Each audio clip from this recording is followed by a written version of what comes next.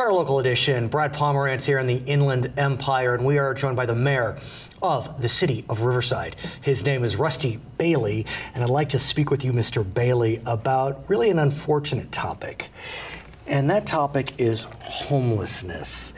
I would have thought that the Inland Empire would have seen a spike in homelessness during the housing crash, during the recession. We didn't really see a spike, but we have recently, not just in Riverside, not just in Riverside County or the Inland Empire, but the whole state. What do you see on the streets, sir? Well, if you go by our point in time count for this last year, we actually decreased in numbers, but those are people that are sleeping on the streets or in the river bottom or outside. So there are homeless individuals living in their cars.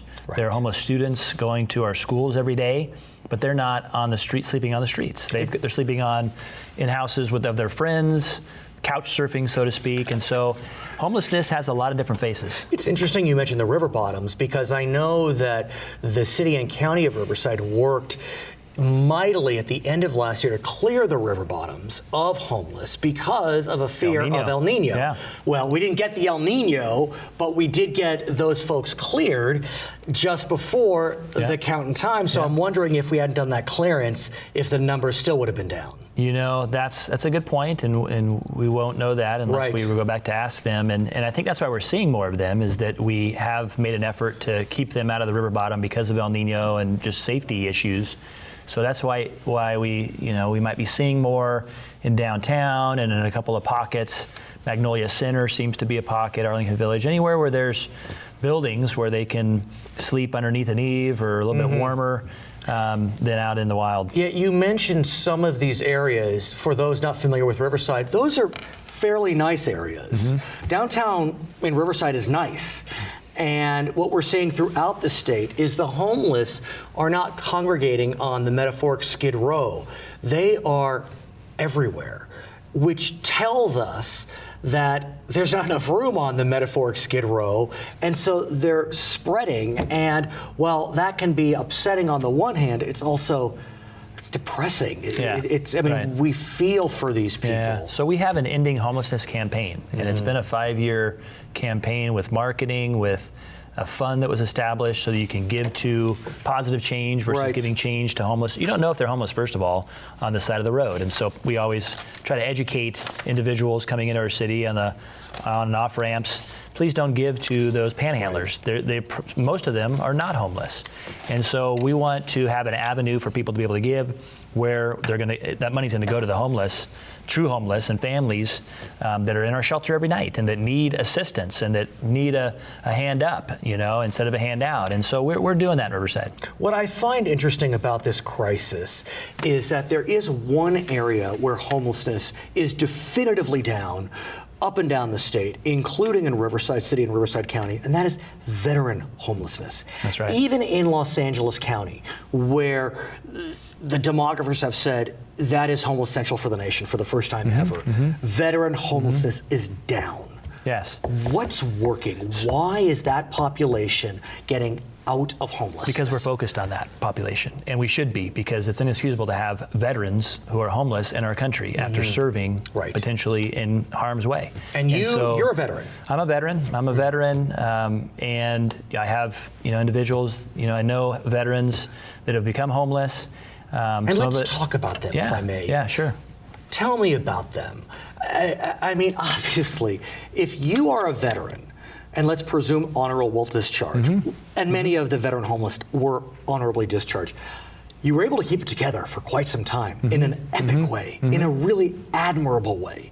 What's happening when they come home? That's the issue. They come home and they go to their parents' house, or or with their own families, and then there's some lingering PTSD issues and/or substance abuse issues, and soon enough, either the family kicks those individuals out, or their wife and kids can't handle anymore, and they leave, and so there they are. So thankful to the VA, thank God for the VA that is stepping up and saying we need to get more involved, both at the California state level and at the federal level. Are they stepping up? Yes. We're a couple years out from the VA scandal. that didn't hit this area as severely as other parts of the country, Phoenix, for example. But is the Veterans Administration doing what they need to do? Yes, and I got to give credit to the West Pointer that has taken over the VA and has truly, he came out here and visited Loma Linda. We went out and talked to him and shared our experiences in the homeless realm with him. So the VA came to the table with us in Riverside. Last year we had a challenge, the mayor's challenge to end veterans homelessness in Riverside. We counted 86 of them, put them all on a list. We knew their names, we knew where they slept, and we housed by the end of the year, on December 31st, our hardworking staff was still out there. They housed 89 homeless vets right there in Riverside by the end of 2015. What's particularly compelling about that statistic, and I'm going to presume, let's say you housed 100% of the homeless who are veterans.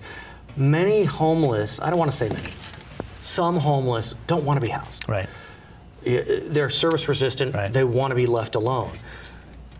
Obviously, you did something right here in that you were able to have a conversation with these folks in such a way that they felt safe, that they felt welcomed.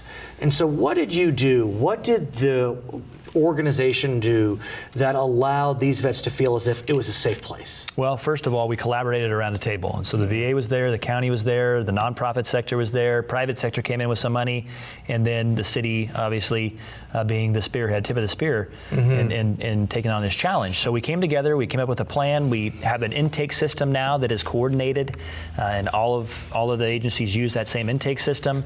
We came up with a landlord fair marketing campaign where I was going out and asking landlords to bring some assets to bear, and it happened that way through collaboration and coordination. Yet you also opened a housing project specifically for vets, Yes. known as Homefront at Camp Anza. Yes. Tell us about Camp Anza. So Wounded Warriors is who we marketed this asset, and we just opened it last weekend. And so there's veterans living there with their families, rehabbing. We have an old officers.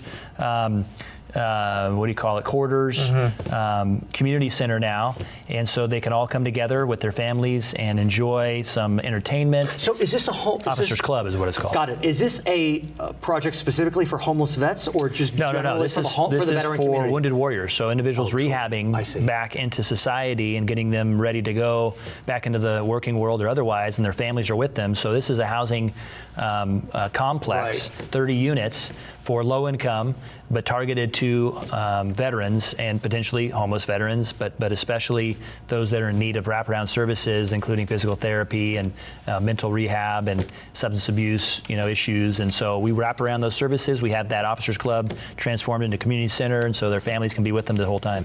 You're serious about this, sir. We're not messing around. Because you decided to rappel off of the side of Mount Rubidoux Manor. Hashtag Repel for Vets. Tell us about it. So Over the Edge was an effort by Habitat for Humanity to raise money for homes, to build homes specifically for veterans.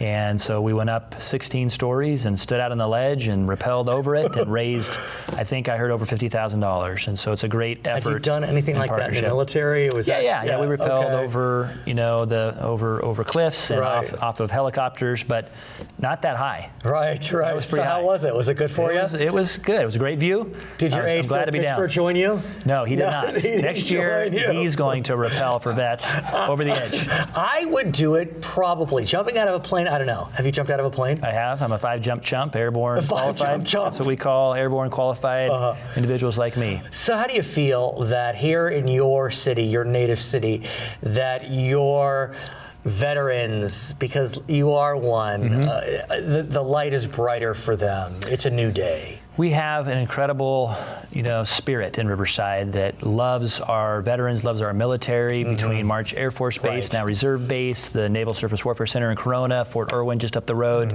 We have a connection, and a lot of people came here because of those places and stayed here. And so we're blessed to have veterans in our city. His name is Rusty Bailey. He is the mayor of the city of Riverside. My name is Brad Pomerance. We're in the Inland Empire today on Charter Local Edition.